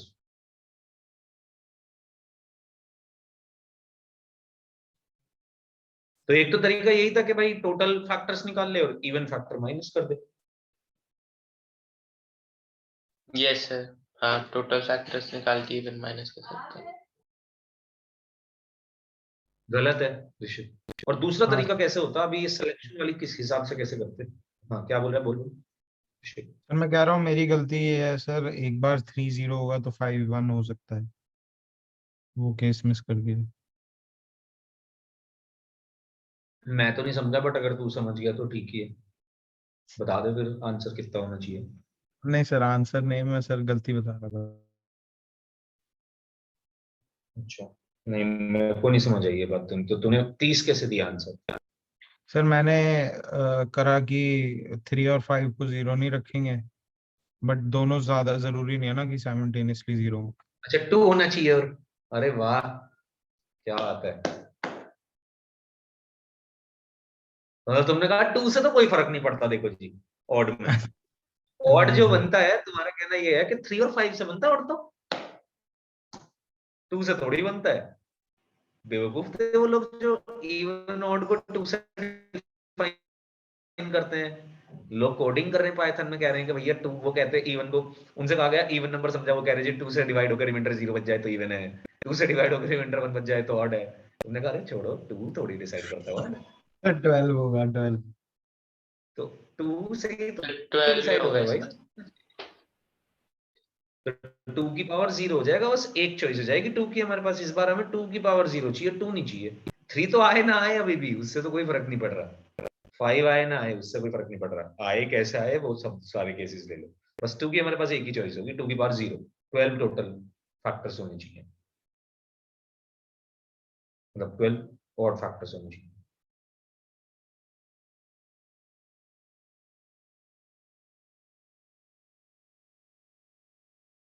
बहुत अच्छा। अच्छा, फिर ये तो अब चलो, और अगले वाला सम का था ऐसी, उस पे सम कि मैं तुम्हें भी ऐसे क्यों समझा रहा था इसे। ओहो, हेलो, आवाज आ रही है आ रही है सर, लेकिन लैग हो रही है। अब भी? अब तो आवाज ठीक है। तो बीच में एकदम गायब हो जाती है तो पता नहीं चली लगता आप जाती बोल है रहे हो। यार ना, तब हैंड रेज कर दिया। वैसे तो मुझे भी पता चल जाता है, बट ओ यार तुम्हारी तो क्लास खत्म होने वाली है वैसे, चलो कुछ। अभी दिव्यांशु, सर हो रही है, इसलिए आपने बोला था हैंड रेस करने के लिए। हाँ नहीं नहीं वो तो मैं समझ गया, मैं इसलिए बोल रहा था कि मुझे लगा मे बी अब ठीक हो गया हो। अच्छा अब हो गया, ओके कूल। तो ये तो बात हुई है, और मैं ये बोल रहा था फोर्थ क्वेश्चन जो करना है दिव्यांशु, उसमें भी डायरेक्ट फॉर्मूला ही लगेगा।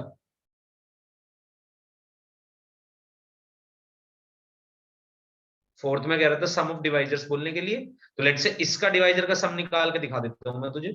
2 की पावर 4 दिया हुआ है, तो 2 की पावर 5 -1 अपॉन 2 -1, 3 की पावर 4। यस सर, आ गया ये वाला तो। ठीक है, अगर मान लो अच्छा इसमें इवन फैक्टर्स का सम निकालने के लिए बोलता तो क्या करते? हाँ हाँ सर तो तो हम इवन छोटा वाली कंडीशन लेते और उसको करते। हैं। सर जो इवन की कंडीशन थी 2 की पावर 4 इंटू और 3 की पावर 5 और 5 की पावर 3 ऐसे करके करते। तो कैसे करते बता। सर 2 की पावर 4 -1 अपॉन 2 -1।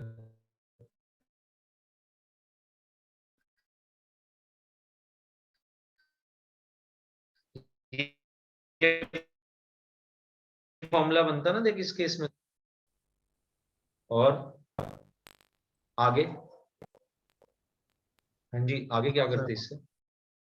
सर इसके बाद 3 की पावर 3 -1 अपॉन 3 -1। 3 की पावर 3 क्यों? 4 सॉरी 4 आएगी। मैं सर 3 एक्चुअल और 4, क्वेश्चन। 3 और 5 में तो कोई चेंज होने का सवाल ही नहीं। हाँ सर। और साथ में यहाँ पे 2 भी करते देख, क्यों? सर क्योंकि इसका A 2 है 1 नहीं है। मैंने कहा बस था वो कट गई थी आवाज। अच्छा, ओके ओके। चलो फिर 2 क्वेश्चन लिख लो फटाफट, ये करके आने हैं तुम। Okay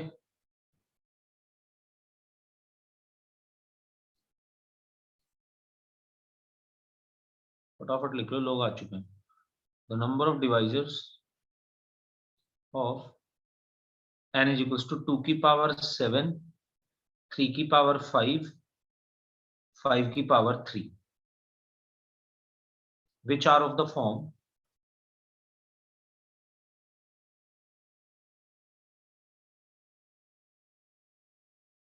40 plus 1, t belongs to whole numbers,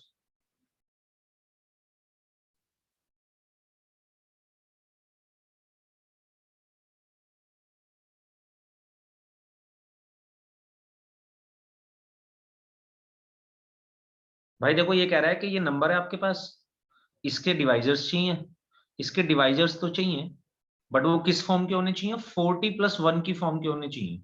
basically बोले तो पहले केस में t को होल नंबर दे रखा है, यानी कि अगर आप t को 0 रखो तो 1 एक फैक्टर आएगा, जो कि इसका एक फैक्टर है।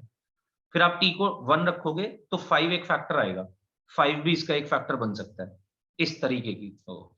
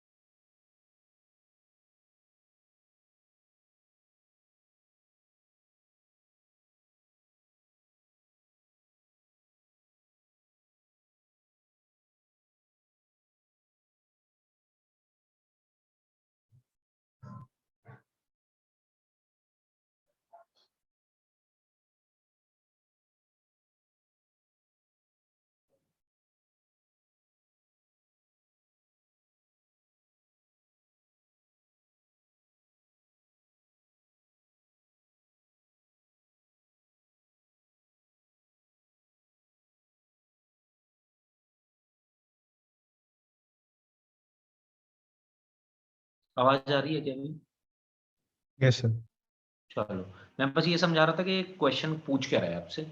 तो आपसे फैक्टर पूछ रहा है इस नंबर के ऐसे फैक्टर्स जो इस फॉर्म के हो, 4t + 1। तो लेट्स से आपने t को होल नंबर रखा, मतलब 0 से लेके कुछ भी रख सकते हो। 0 रखोगे तो वैल्यू बनेगी 1, 1 रखोगे t की वैल्यू तो वैल्यू बनेगी 5, 9, 13, 17 या फिर 21। तो वो जानना चाहता है आपसे ऐसे सारे फैक्टर्स बताओ मुझे, ऐसे कितने फैक्टर्स बन रहे होंगे इसके। और दूसरे केस में t नेचुरल नंबर है, यानी कि 5 से शुरू करोगे आप, 1 को नहीं लोगे, 1 छोड़ दोगे। तो ऐसे सारे फैक्टर्स बताओ जो इस फॉर्म के हो, 4t + 1 के। सेम दूसरे में भी ये क्वेश्चन है। समझ आ गई बात? Yes sir.